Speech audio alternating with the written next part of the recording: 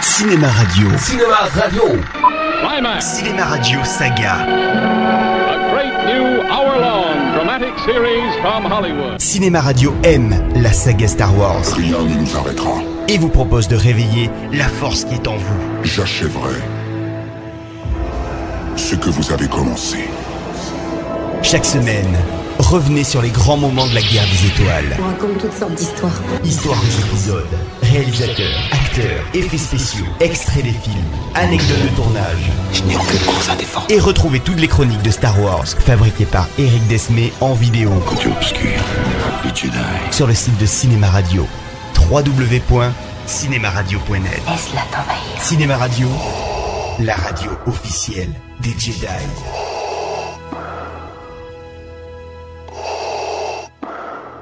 Épisode numéro 5, l'Empire contre-attaque. Première partie, le film.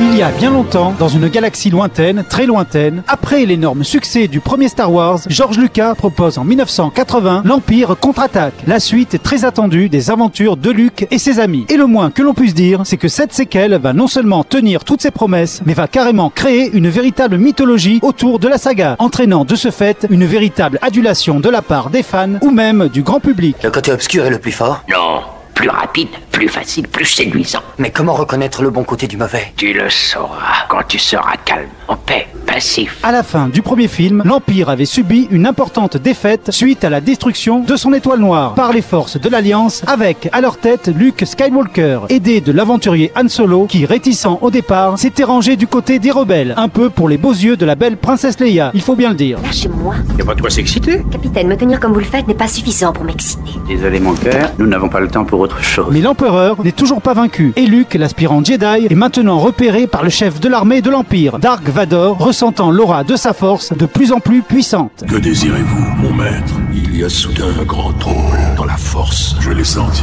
Nous avons un nouvel ennemi, le jeune rebelle qui a détruit l'étoile noire. Tout me conduit à penser que ce garçon est le fils d'Anakin Skywalker. Comment est-ce possible? Lisez dans votre cœur, Seigneur Vador, et vous comprendrez que c'est la vérité. Il pourrait nous détruire.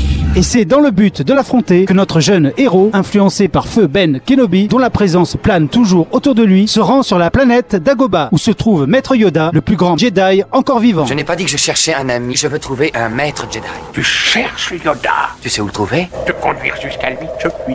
Contre toute attente, si Luke s'attend à un grand guerrier redoutable, il déchante quelque peu en découvrant un extraterrestre vert et minuscule, mais pourtant capable de soulever un vaisseau spatial par la pensée. Preuve que le pouvoir de la force ne dépend pas des muscles, mais du cerveau et du cœur, précepte que le maître va inculquer à son disciple. La taille importe peu, regarde-moi. Est-ce par ma taille que tu peux me juger?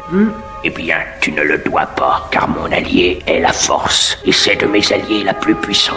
Pendant ce temps, la princesse Leia, Han Solo et Chewbacca, toujours accompagnés des deux droïdes, R2-D2 et C3PO, sont poursuivis par l'armée impériale, qui a bien failli les avoir sur la planète enneigée Hoth, avec l'incroyable bataille des TTBT, les fameux robots géants, mortels et indestructibles. Leur blindage est trop puissant pour les lasers.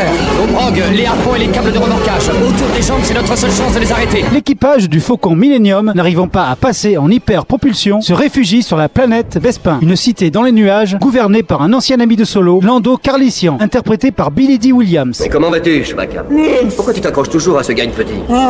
Mais ce dernier est en fait un traître. En effet, nos héros sont accueillis par Vador et ses sbires, qui les arrêtent. Vador veut tous nous Vous tuer. l'intéressez pas du tout, il veut un type dénommé Skywalker.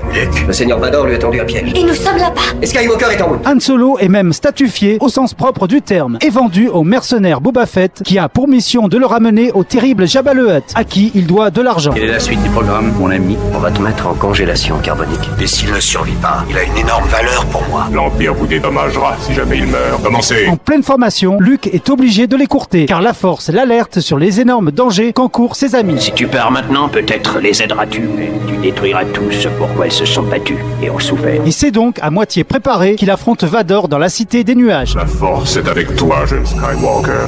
Et tu n'est pas encore un Jedi.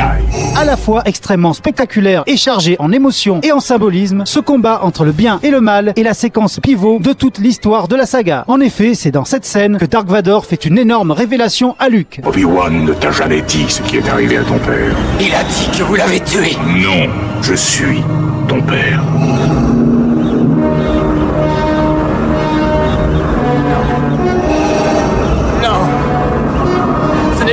Sans bras, sans chocolat, sous le coup de cette incroyable nouvelle, le futur Jedi va-t-il basculer du côté obscur de la Force ou bien va-t-il se sacrifier pour rester du côté du bien? Vous le saurez dans Le Retour du Jedi. Sois mon allié et ensemble, nous pourrons régner sur la galaxie comme père et fils. En attendant, l'Empire contre-attaque est une réussite totale. Toujours conçu autour de son jeune héros, le ton est volontairement plus sombre vu que Luke est ici constamment en proie au doute. Et après la fameuse révélation, au désespoir le plus total. Je ne serai jamais votre allié. Si seulement tu connaissais le pouvoir du côté obscur. En revanche, les scènes de comédie entre Harrison Ford et Carrie Fisher apportent l'élément de fraîcheur dont le film avait besoin pour ne pas sombrer dans le déprimant. Si prétentieux, si imbécile, si mal fichu, si effronté.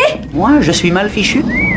Sentant que son talent de cinéaste était un peu limité pour filmer ce space opéra plein de bruit et de fureur, Lucas confie la réalisation de cet épisode à Irving Kershner, très bon artisan dont la cinématographie efficace réussit à installer une montée dramatique qui faisait un peu défaut au premier film et qui manquera énormément au troisième épisode. Mais c'est une autre histoire et donc une autre chronique. Et en attendant, je vous dis... Debout les hommes et que la force soit avec vous.